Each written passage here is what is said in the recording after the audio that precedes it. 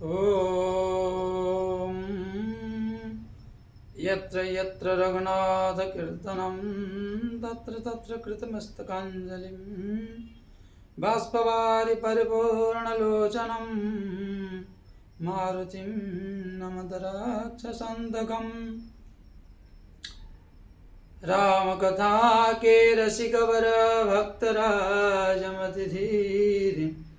आश्वासन लीजिए तेज पुंज कपिवीर आश्वासन लीजिए तेज पुंज कपिवीर आश्वासन लीजिए तेज पुंज कपिवीर सब द्वारन को छोड़कर मैं आयो तेरे द्वार हे वृषभानु की लाडली नित्य कृपा दृष्टि से मेरी ओर निहार नित्य कृपा दृष्टि से मेरी ओर निहार।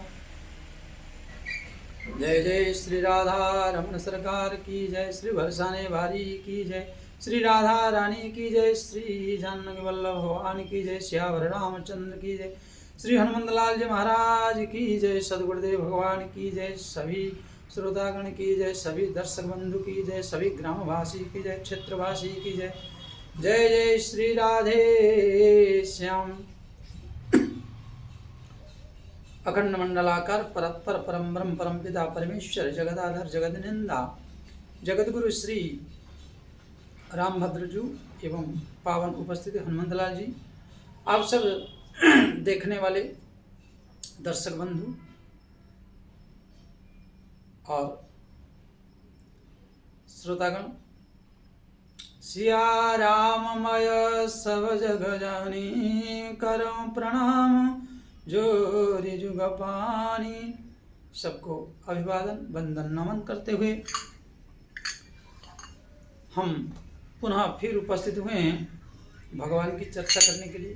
कुछ कह सुनकर अपने जीवन को पवित्र और यथा प्रयास कि सभी सनातन प्रेमी कथा रसिक जन मंगलमय हो भगवत कथा श्रवण करके। आइए दो बार हरिनाम संकीर्तन, उसके बाद कथा। श्री राम जय राम संकट मोचन वीर हनुमान। श्री राम जय राम संकट मोचन वीर हनुमान।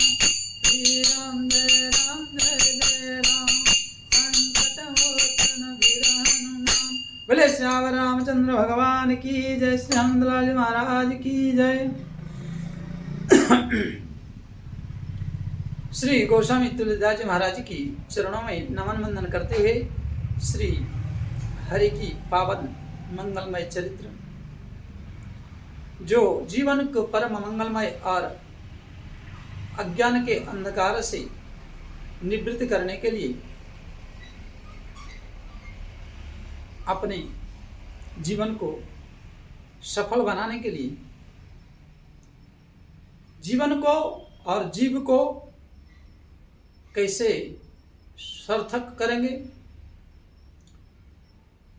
क्योंकि गोस्वामी तुलसीदास जी लिखते हैं उत्तराखंड में, ईश्वर अंश जीव अविनाशी चेतन अमल सहज सुख राशि। ईश्वर अंश ईश्वर का अंश है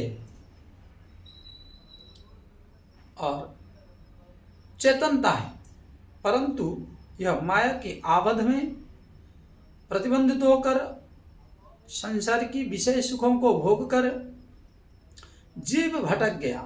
इसका मतलब क्या हम विषय भोग करके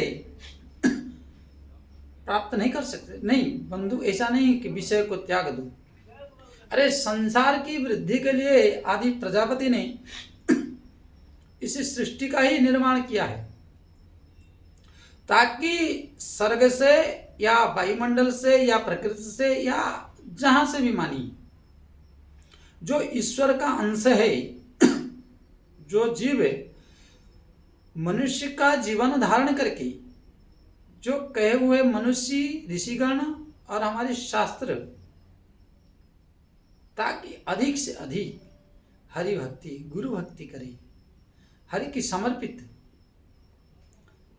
क्योंकि हरि का हो जाना, जीवन को हरि के चरणों में समर्पित कर देना सर्वश्रेष्ठ जीवन कहलाता है। नहीं तो अगर हम मनुष्य जन्म नहीं लेंगे, विषय भोग नहीं करेंगे, और तो बिना विषय के चाहे मैं हूं या चाहे कोई भी हो, इस संसार में तो आ नहीं सकता मनुष्य के रूप में, एक परमात्मा को छोड़कर। तो इस संसार में जगत में आने के लिए माता पिता की आवश्यकता है। तो जब विषय भोग नहीं होगा तो फिर कैसे होगा? बोले नहीं, विषय भोग करो, परंतु उस विषय भोग को करते हुए जो दूसरे जीव आने वाला है और जो आप स्वयं हो, ये भी याद रखो कि तुम मेरी ही अंश हो, परमात्मा का। और शास्त्र का कहने का उद्देश्य है कि तुम जाओ संसार में, उस शरीर को पाकर उस कर्मों को करते हुए मुझे प्राप्ति करने की चेष्टा करो, परमात्मा श्री हरि को दर्शन करने के लिए और परमात्मा को प्राप्त करने के लिए हमें प्रयत्न और चेष्टाएं करनी आवश्यकता है। परंतु हम ऐसे जीव हैं, यहाँ आकर काम क्रोध मद लोभ में इस प्रकार घिर जाते हैं, जो अनित्य वस्तु है, अनित्यता है। देखिए, काम क्रोध मद लोभ जो है, ये किसी को भी किसी भी क्षण को में बांध सकता है। केवल परमात्मा श्री रघुनाथ जी जानकी जीवन यही रक्षा कर सकते हैं। परंतु वो रक्षा का प्रतिबंध वचन तब लेंगे जब आप चाहोगे। आपकी भी चेष्टा होनी अनिवार्यता है कि आप भी प्रयास करो और आप भी चेष्टा करो कि हम हरि में विलीन हो जाएं, हरि को प्राप्त कर लें। उसके बिना असंभव है, क्योंकि जीव जो है यहाँ आकर उस परमात्मा की अंशी होकर भूल जाता है, और जब विपत्ति पड़ता है तभी याद करता है। पुनः विपत्ति टलने के बाद, उस चमत्कार को देखने के बाद फिर भूल जाता है। मतलब खा लेना और फिर फेंक देना। कई बार जीव, ऐसा कोई मनुष्य नहीं है, चाहे मुझसे ही शुरू क्यों ना हो, कभी ना कभी हम विपत्ति में पड़े और परमात्मा का स्मरण किए, परमात्मा ने चमत्कार दिखाकर उस विपत्ति से, उस परेशानी से, उस कष्ट से उद्धार किए। और जब हम खाए पिए, खान पान खत्म, तो भगवान नहीं है, भगवान मिथ्या है। जैसे आपको एक उदाहरण तौर पर बताऊं, कोई विद्यार्थी और पढ़ाई करता है, पढ़ते पढ़ते वो एक नौकरी पाने के लिए, काम पाने के लिए कितने मंदिरों में जाता है। क्यों जाता है? भगवान की कृपा प्राप्त हो और मैं किसी भी तरह सफलता लाभ करूं, अर्थात जो हमारी लक्ष्य है, एम है, उसको पाने के लिए हमारी प्रयत्न रहता है। और तब हमें मूर्ति में, अष्टधातु में, चाहे पत्थर के हो, चाहे मार्बल के हो, कि संगमरमर के हो, कोई भी हो, तब मंदिर में हमें भगवान दिखते हैं। और तब हम मंदिर में भगवान की दृष्टा बनकर, भगवान मानकर समर्पित होके दिया जलाते हैं, केला, नारियल, श्रीफल और भोग, मिठाई, पेड़ा लेके खूब देते हैं, और दिन रात रोते गाते बिलखते प्रार्थना करते हैं, यहाँ तक कि कलेक्टर बना दिए, जो हमारे योग्य नहीं थे, भगवान के चमत्कार से बन जाते हैं, चाहे वो कोई भी मजहब का हो, कोई भी संप्रदाय को हो। किंतु जब वो कलेक्टर बन जाता है, सचिव बन जाता है, बड़े बड़े पदों पर, तब वो इतना धन कमाते हैं, इतना धन कमाते हैं, अब किसी मूर्ति में उनको भगवान नहीं दिखता है, किसी मूर्ति में, किसी अष्टधातु में, किसी शंखमलमल में इनको भगवान नहीं दिखता है। कभी पेड़ा मिठाई लेके और श्रीफल लेके कभी नहीं चढ़ाएंगे। क्यों? क्योंकि अब पेट भर गया, अब कौन पूछे, कंबल तान के सो जाओ, अब तो बड़ा। और वही ऑफिसर पहले ही हिंदू धर्म की मंदिर तोड़ने की बात आएगा, या कोई हिंदू का संस्था होगा तो तोड़ने के लिए बिल पारित कर देगा, या मनमानी आचरणों से उसको तोड़वा देगा।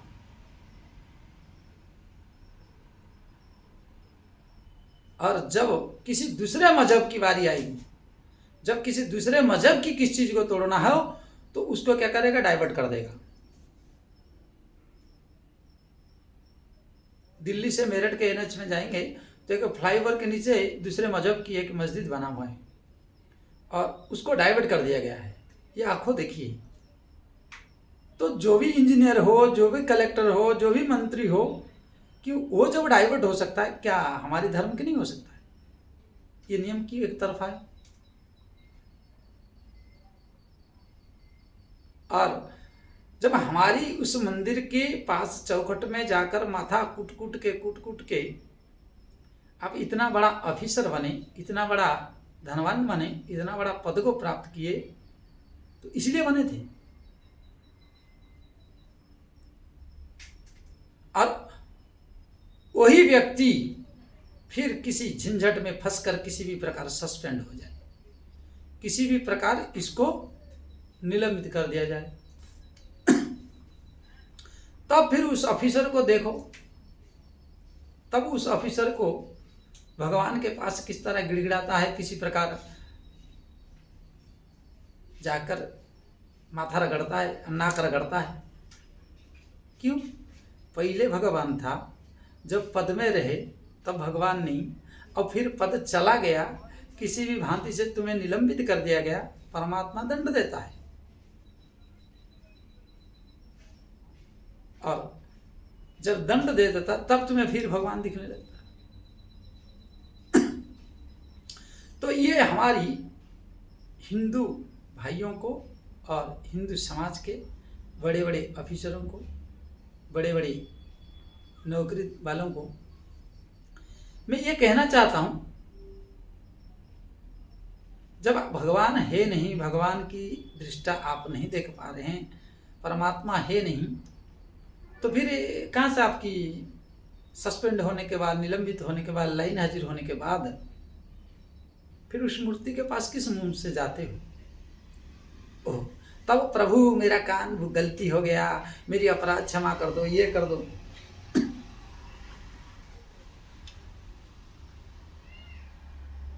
और ना हो कामना पूर्ति, कहीं हार गए तो भगवान नहीं, निंदा करते फिरोगे।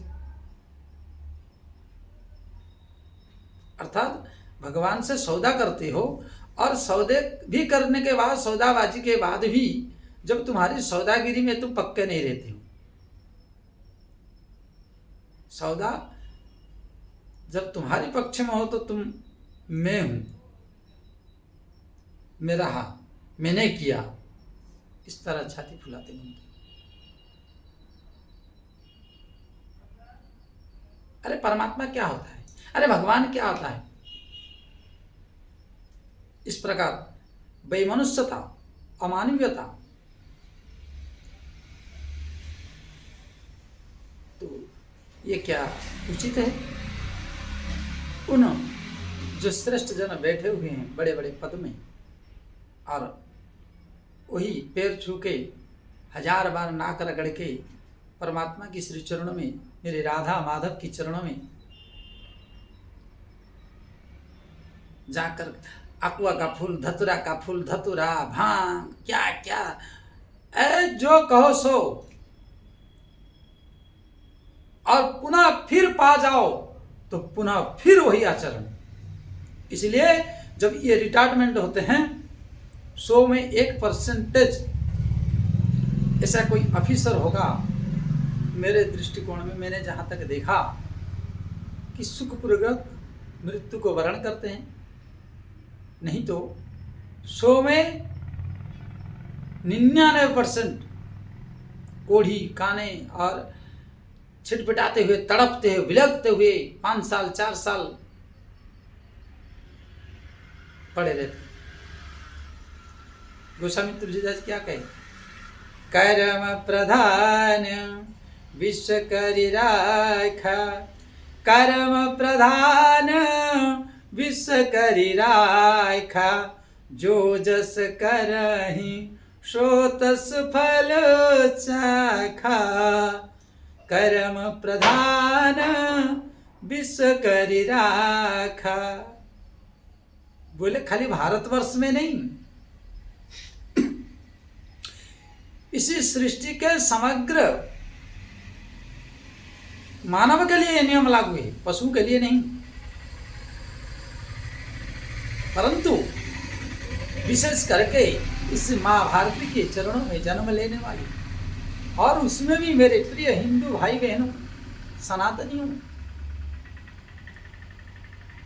एक बार खुद की ओर झांक कर देख लो, कितना स्वार्थी हो, कितनी निकम्मे हो, कितने नमक हराम हो। अरे प्रकृति ने, परमात्मा ने सृजन किया, तुम्हें सृजन करने से पहले जल, वायु, पृथ्वी, अग्नि और जल, पवन, इस प्रकार पंच तत्व को अगर नहीं दे, तुम्हारी पैसा भी व्यर्थ हो जाएगा। जिस दिन हवा नेला बंद कर दे तो परमात्मा 10 मिनट में भी नहीं बच पाओगे, 2 मिनट भी। क्यों इतना गुरूर? इसलिए जो जहां पर विराजमान है, जिस पद में विराजमान है, वो धर्म के ऊपर और धर्म का रक्षक भी बन सकता है, और धर्म की रक्षा के लिए प्रयत्न भी कर सकता है। अरे एक बात तो सोचिए, उस फुटपाथ में बैठा हुआ दरिद्र भिखमंगे डस्टबिन से उठा के खाते हैं, किसी दूसरे की वरांडे पर सोकर मच्छर और बारिश, तूफान, ठंडी सहकर भी जीवन जीते हैं, और तुम्हारे पास मखमल, डलाप गद्दी, एसी, गीजर, सब कुछ व्यवस्था होते हुए, और तुम्हें सबसे पॉइंट की बात है कि आपकी तनख्वाह कम से कम महीना में 20,000 भी मिलता है, उसको तो 2 रोटी भी बढ़िया से नहीं मिलता, दूसरे की झूठे उठा कर खाता है, और आपको संतोष नहीं है, आपको शांति नहीं है। कितनी विडंबना है, कितना बेमनुष्यता है। जीवन वो भी जी रहे हैं, जीवन आप भी जी रहे हो, और झूठी शान के चक्कर में अपनी पद की और अपनी गरिमा की, अपने स्वाभिमान को तिलांजलि देते हुए उन जो गरीब, अनपढ़, असमर्थ, उनको लूटते हो, और लूटने का परिणाम अंतिम में क्या होता है ना? यमराज के पास ये गांधी छाप चलता है, बारे गांधी क्या चला तेरी आंधी, बारे गांधी क्या चला तेरी आंधी। था तू भी लंगोट में और घुस गया बड़े बड़े नोट में, और उस गांधी छाप को देखकर हमारी मन, हमारी मानसिकता, हमारी सद्विचार इस तरह अंधे में उड़ जाता है कि हम अपनी मनुष्यता, मानविकता, स्वाभिमानता, खानदान, कुल कहां पर बैठे हैं, इन सबों को विसार देते हैं। तो ये सोचनीय है, और उसका परिणाम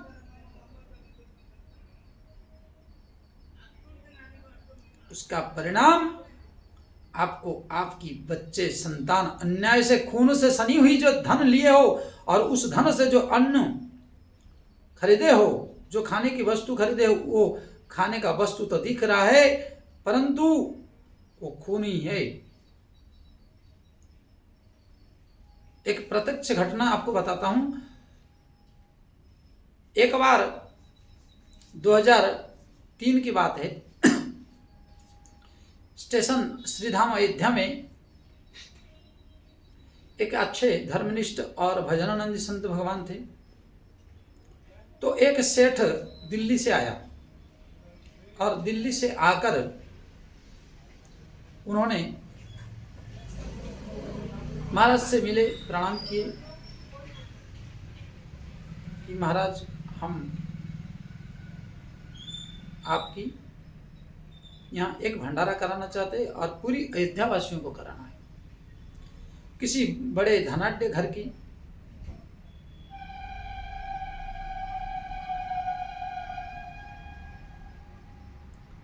तो महाराज संत तो बड़े भोले वाले होते, अनय विनय और प्रार्थना करने पर संत भगवान भी राजी हो गए, बोले ठीक है कोई बात नहीं करा लेंगे।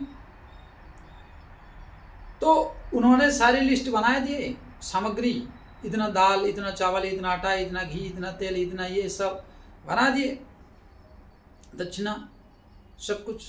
तो सेठ जी क्या क्या जाकर मार्केट से सारी चीज खरीद के लेके आ गए, महात्मा को दे दिया।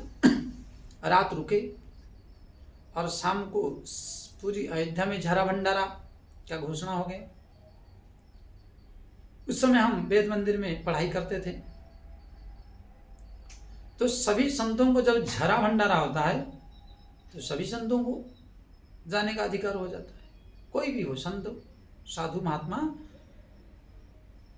पहुंच जाते हैं। आश्रम में खाली कुतवाल जाएगा, बोल देगा कि झारा भंडारा है, सबको निमंत्रण है। तो सब महात्मा पहुंचे और बैठ के पाके आए। दक्षिणा भी उस समय 100 रुपया बहुत होता था, 100 रुपया दक्षिणा दिए। बड़े प्रसन्न से संत भगवान खाए पिए आनंद लेते हुए, जयकारा लगाते हुए और चले गए।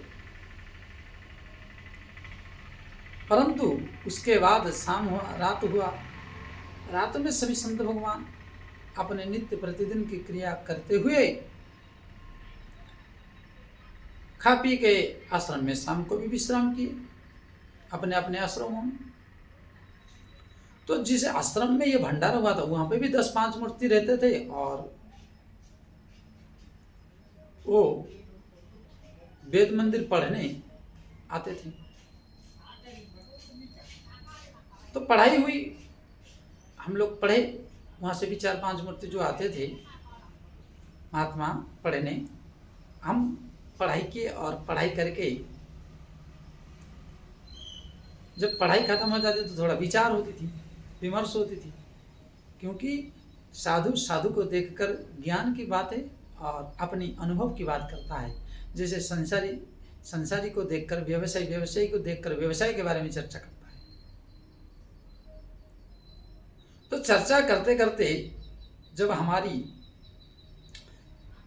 चर्चा हुई कि अरे ऐसे कोई बात चली, तो हमने कहा कि भाई स्वप्न दोष हो गया, आज रात में स्वप्न दोष हो गया। तो वो महात्मा भी बोले हमारा भी हो गया। अब धीरे धीरे 3-4 जो हम बैठे थे सबकी हुई है। फिर इस बात को फैलते फैलते मतलब लगभग जितने थे भंडारा खाने वाले थे सबका उस दिन स्वप्न दोष हो गया है। अब ये बात उस महात्मा तक पहुंचे, लेकिन वो महंत जी फलाहार करते थे, वो उसका अन्न कुछ नहीं खाए थे। जो फलाहारी महात्मा गए थे वो फलाहारी महात्मा के सिर्फ दक्षिणा लेके आ गए, परंतु अन्न नहीं खाए। और सबको फैल गया, तो महात्मा जी को, महंत जी को पहुंचा ये बात। तो वो महंत जी बोले कि सबका हुआ है, ये आश्चर्य। तब उन्होंने उस भक्त को पुनः फिर बुलाकर 2 दिन बाद पूछे कि भाई आप ठाकुर जी के सामने खड़े होकर सत्य बात कहना, सत्य वचन, कि जो भंडारा था उस भंडारा में किस उद्देश्य से और कहां से लाई हुई धन है। तो वह सेठ, वह भक्त बताया कि महाराज मैंने एक कामना लेके किया था इस भंडारे में। बोले क्या? बोले मेरी घर में अविवाहित कन्या का अवर्सन हुआ है, जो प्रेग्नेंट थी उसका नष्ट कराया गया है, किसी गलत आदमी से संबंध बन गया था।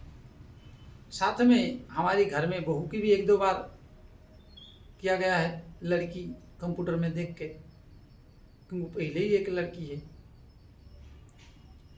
तो उन सब अपराधों के कारण हमारी घर में उपद्रव मची हुई थी और हमें कोई सलाह दिया कि संतों का अगर झरा भंडारा करा दोगे तो हम उपद्रव से बच जाएंगे। और हमारी ऐसे ऐसे नौकरी है और उसमें हम ऐसे ऐसे ऑफिसर हैं, कोई बड़ा ऑफिसर था। अब महाराज एक तो ऑफिस से आया हुआ 2 नंबर धन है, दूसरी बात जो कामना है वो किस जीव आत्मा का हत्या है, भ्रूण हत्या, क्या वह पाप है। पहले इनकम की जो रास्ता है वो भी पाप का है और जो लक्ष्य भी है वो भी पाप का है। तो इतना भयंकर पाप, इतना भयंकर अपराध करके आकर कराने का फल क्या हुआ? सभी जो भी भंडारा खाया है उसको ये दशा को प्राप्त हुआ है। तब वो महात्मा बड़े क्रोधित होते हुए नाराज हुए, बोले जिंदगी में कभी भी दोबारा यहां मुंह नहीं दिखाना। अरे इतना बड़ा अनाचार, अत्याचार और अन्याय करके, धन का उपार्जन करके, बेमनुष्यता पूर्वक, मानविकता रहित होकर धन को लाए हो और लाकर तुम यहां भंडारा करा रहे हो।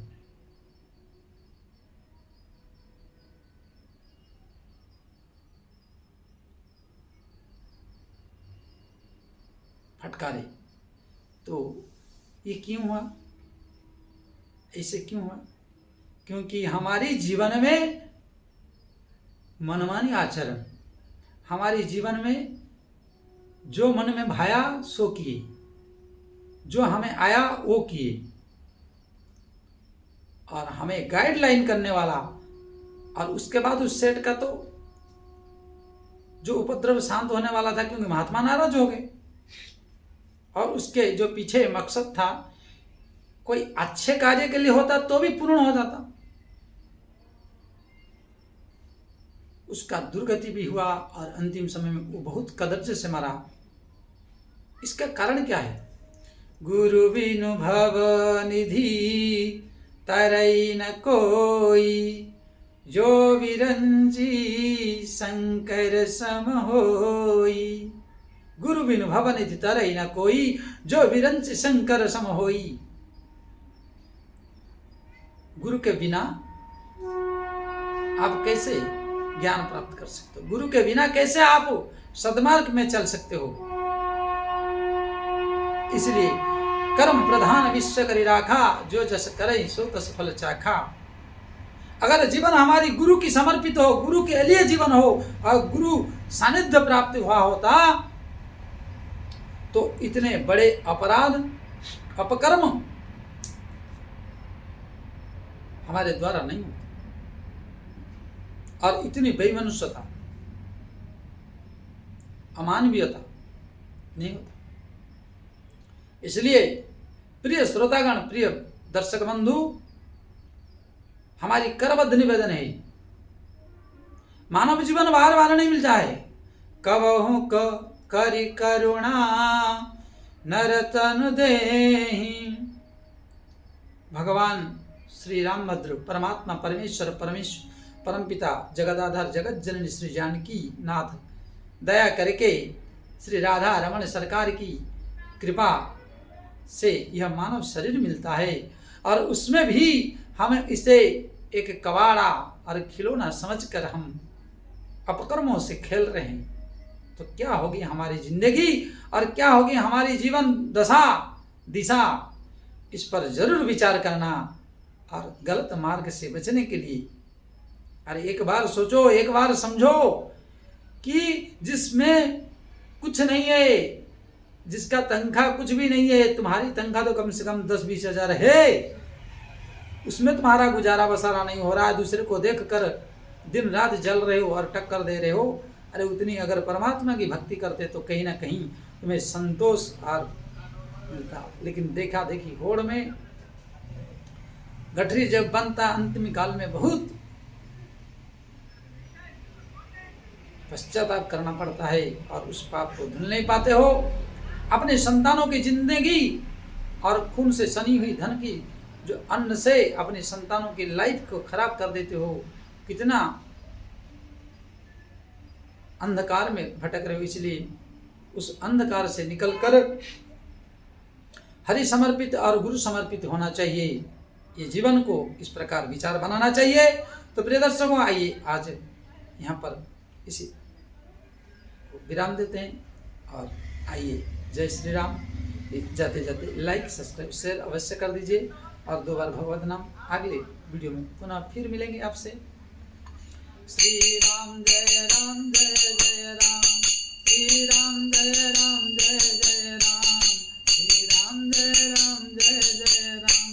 बोले श्याम रामचंद्र भगवान की जय।